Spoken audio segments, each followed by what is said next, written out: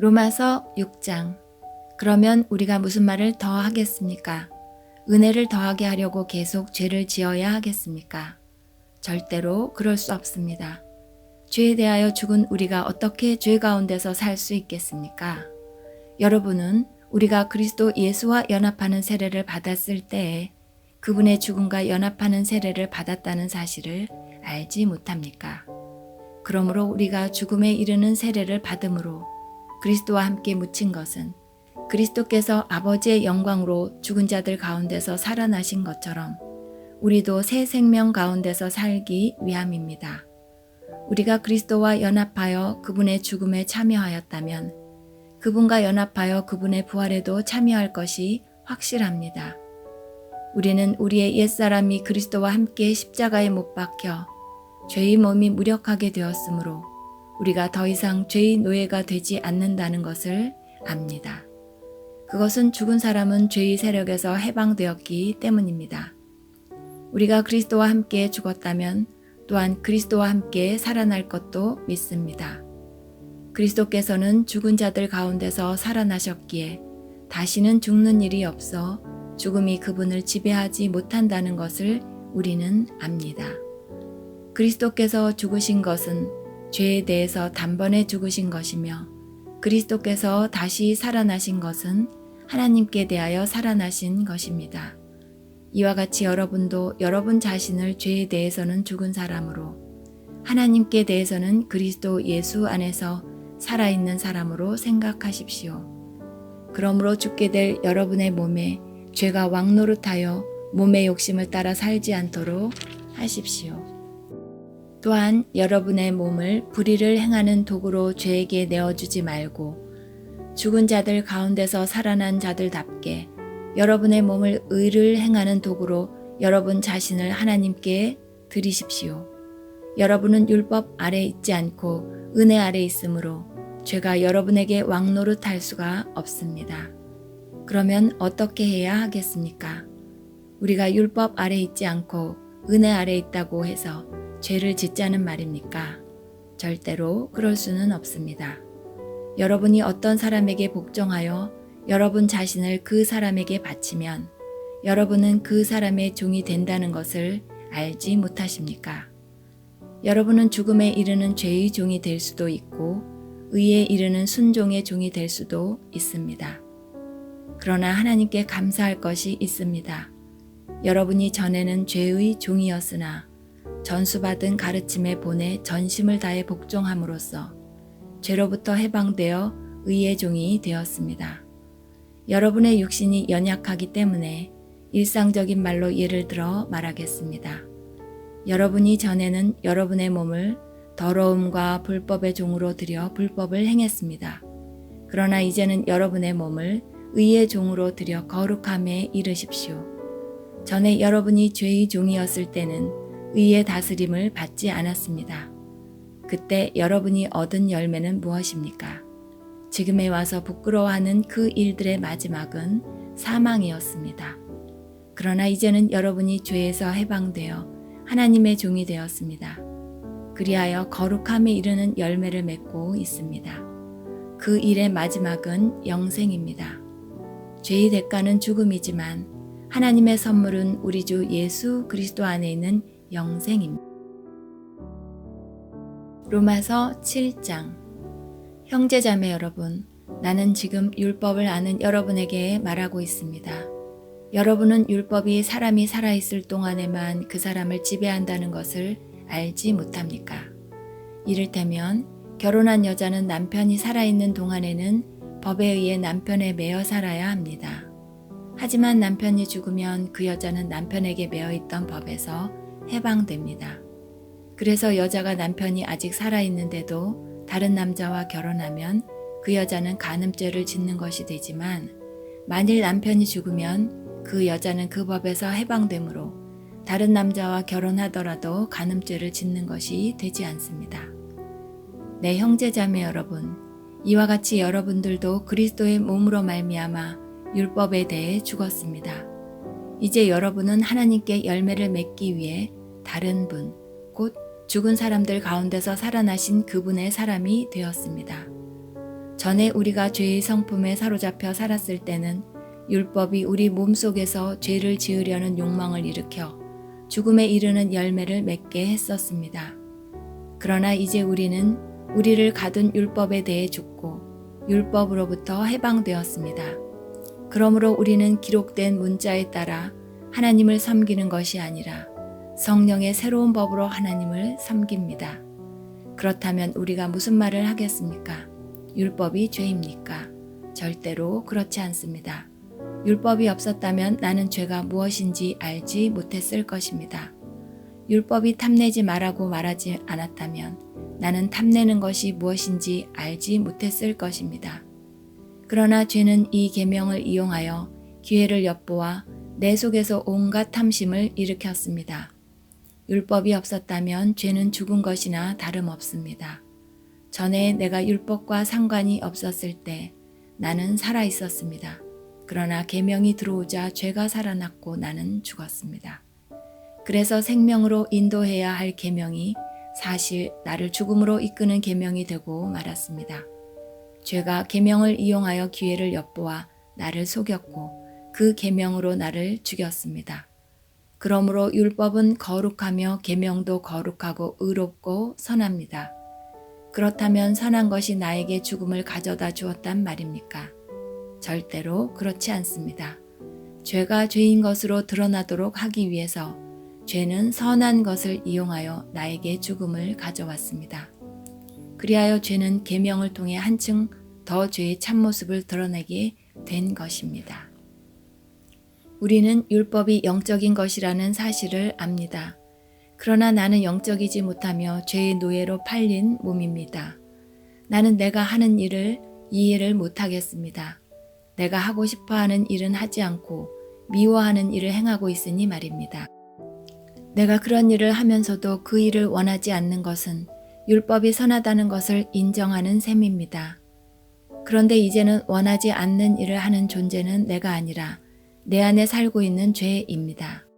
나는 내 안에, 다시 말해서 나의 죄악된 본성 안에 선한 것이라고는 하나도 존재하지 않는다는 사실을 압니다. 선을 행하려는 바람은 내게 있지만 선을 행할 수는 없습니다. 나는 원하는 선은 행하지 않고 원하지 않는 악을 행합니다. 내가 원하지 않는 일을 행하고 있다면 그 일을 행하는 자는 내가 아니라 바로 내 안에 살고 있는 죄입니다. 그러므로 나는 이런 법칙을 발견했습니다. 선을 행하려는 마음은 나에게 있지만 악이 나와 함께 있다는 것입니다. 사실 나의 속 중심에서는 하나님의 법을 즐거워합니다. 그러나 나의 몸의 여러 부분들에서는 다른 법이 작용하고 있습니다. 그 법이 내 마음의 법과 싸워 나를 내 몸에서 작용하고 있는 죄의 법에 사로잡히게 합니다. 나는 참으로 비참한 사람입니다. 누가 나를 이 사망의 몸에서 구원해 내겠습니까? 우리 주 예수 그리스도로 인하여 하나님께 감사합니다. 그러므로 나는 마음으로는 하나님의 법에 복종하는 반면 죄악된 본성으로는 죄의 법에 복종하고 있습니다. 로마서 8장. 그러므로 이제 그리스도 예수 안에 있는 사람은 정죄를 받지 않습니다. 그것은 그리스도 예수 안에서 생명을 주시는 성령의 법이 죄와 사망의 법에서 여러분을 해방시켰기 때문입니다. 율법이 죄의 본성 때문에 연약하여 할 수 없었던 것을 하나님께서는 죄를 없애기 위해 자신의 아들을 죄 있는 사람의 모양으로 보내심으로써 행하셨습니다. 하나님께서는 죄인들 속에 거하고 있는 죄에 대해 유죄 판결을 내리셨습니다. 이렇게 하여 죄의 본성에 따라 살지 아니하고 성령에 따라 살고 있는 우리에게 율법의 의로운 요구들이 완벽히 이루어졌습니다. 죄의 본성을 따라 사는 사람들은 죄의 본성이 바라는 일을 생각하지만 성령을 따라 사는 사람들은 성령이 바라시는 일을 생각합니다. 죄의 본성의 지배를 받는 사람의 생각은 죽음이지만 성령의 지배를 받는 사람의 생각은 생명과 평강입니다. 죄의 본성이 생각하는 것은 하나님을 거스르는 것입니다. 그것은 하나님의 법에 복종하지 않을 뿐 아니라 할 수도 없습니다. 죄의 본성의 지배를 받는 사람은 하나님을 기쁘시게 할 수 없습니다. 그러나 하나님의 영이 여러분 안에 계시다면 여러분은 죄의 본성의 지배를 받지 않고 성령의 지배를 받게 됩니다. 누구든지 그리스도의 영이 없는 사람은 그리스도에게 속한 사람이 아닙니다. 반면 그리스도께서 여러분 안에 계시다면 여러분의 몸은 죄 때문에 죽은 존재지만 여러분의 영은 의 때문에 살아 있습니다. 예수님을 죽은 사람들 가운데서 다시 살리신 분의 영이 여러분 안에 살아계시면 여러분 안에 계신 그분의 영으로서 여러분의 죽을 몸도 살리실 것입니다. 그러므로 형제 여러분, 우리는 빚을 진 사람들입니다. 그러나 죄의 본성을 따라 살아야 하는 죄의 본성에 빚진 사람이 아닙니다. 죄의 본성에 따라 산다면 여러분은 죽을 것입니다. 그러나 성령의 도우심을 받아 몸의 악한 일을 죽인다면 여러분은 살 것입니다. 왜냐하면 하나님의 영으로 인도받는 사람들은 누구나 하나님의 자녀이기 때문입니다. 여러분이 받은 성령은 여러분을 다시 두려움에 이르게 하는 노예로 만드는 영이 아니라 여러분을 하나님의 자녀가 되게 하는 영이십니다. 그래서 우리는 그 성령을 의지하여 아바 아버지라고 부를 수 있는 것입니다.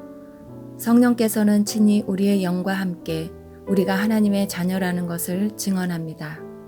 자녀라면 또한 상속자이기도 합니다. 우리는 하나님의 상속자이며 또한 그리스도와 공동의 상속자입니다. 그래서 우리는 그리스도께서 누리시는 영광에 참여하기 위해 그분이 겪으신 고난에도 참여하는 것입니다. 나는 현재 우리가 겪는 고난은 장차 우리에게 나타날 영광과 비교하면 아무것도 아니라고 생각합니다. 모든 피조물은 하나님의 자녀들이 나타나기만을 간절히 기다리고 있습니다. 피조물은 허무하게 되었습니다. 그렇게 된 것은 피조물이 원해서가 아니라 그렇게 하신 하나님의 뜻 때문이었습니다. 하지만 소망은 있습니다. 그것은 피조물도 썩어짐의 굴레에서 해방되어 하나님의 자녀가 누리는 영광스러운 자유에 참여하리라는 소망입니다. 우리는 모든 피조물이 이제까지 신음하고 해산의 고통을 겪고 있다는 것을 압니다. 피조물만 아니라 성령의 첫 열매를 받은 우리들 자신도 속으로 신음하며 우리가 하나님의 자녀가 되는 것과 우리 몸이 구속될 것을 간절히 기다리고 있습니다. 우리는 이러한 소망으로 구원을 받았습니다. 눈에 보이는 소망은 소망이 아닙니다. 보이는 것을 소망하는 사람이 어디 있겠습니까? 따라서 우리가 아직 보지 못한 것을 소망한다면 우리는 그것을 인내함으로 기다려야 합니다. 이처럼 성령께서는 우리의 약함을 도와주십니다. 우리는 무엇을 기도해야 하는지도 모르지만 성령께서는 말로 다 표현할 수 없는 간절함으로 우리를 위해 중보 기도를 하십니다. 사람의 마음을 꿰뚫어 보시는 하나님께서는 성령의 생각이 무엇인지를 아십니다. 그것은 성령께서 하나님의 뜻에 따라 성도들을 위해 중보 기도를 하시기 때문입니다. 우리는 하나님께서 모든 일을 하나님을 사랑하는 사람, 즉 하나님의 목적을 위해 부름을 입은 사람들의 선을 위하여 하신다는 것을 알고 있습니다. 하나님께서는 전부터 아셨던 사람들을 그분의 아들과 동일한 형상을 갖도록 미리 정하시고 하나님의 아들을 많은 형제들 중에서 맏아들이 되게 하셨습니다. 하나님께서는 미리 정하신 사람들을 부르셨고 부르신 사람들을 의롭다고 하셨고 의롭다고 하신 사람들을 영화롭게 하셨습니다. 이 점에 대해 우리가 무엇이라고 말할 수 있겠습니까? 하나님께서 우리 편이시라면 누가 우리를 대적하겠습니까? 자기 아들까지도 아끼지 않고 우리 모두를 위해 내어주신 분께서 그 아들과 함께 우리에게 모든 것을 은혜로 주지 않으시겠습니까? 하나님께서 택하신 사람들을 누가 고소할 수 있겠습니까? 의롭게 하시는 분은 하나님이신데 누가 감히 죄가 있다고 판단하겠습니까? 죽으신 분은 그리스도 예수이십니다. 그분은 죽으셨을 뿐만 아니라 다시 살아나 하나님의 오른편에 앉아 계시면서 우리를 위해 중보 기도를 하고 계십니다. 누가 우리를 그리스도의 사랑에서 끊을 수 있겠습니까? 환난입니까? 아니면 어려움입니까? 핍박입니까? 그렇지 않으면 굶주림입니까? 헐벗음입니까? 위험입니까? 아니면 칼입니까? 성경에 기록된 것처럼 우리는 하루 종일 주님을 위해 죽음에 직면하고 있습니다. 우리는 도살당할 양과 같은 대접을 받았습니다. 그러나 우리는 우리를 사랑하신 하나님을 힘입어 이 모든 것을 이기고도 남습니다. 나는 확신합니다. 죽음이나 생명이나 천사들이나 하늘의 권세자들이나 현재 일이나 장래 일이나 어떤 힘이나 가장 높은 것이나 깊은 것이나 그 밖에 어떤 피조물이라도 우리를 우리 주 그리스도 예수 안에 있는 하나님의 사랑에서 끊을 수 없습니다.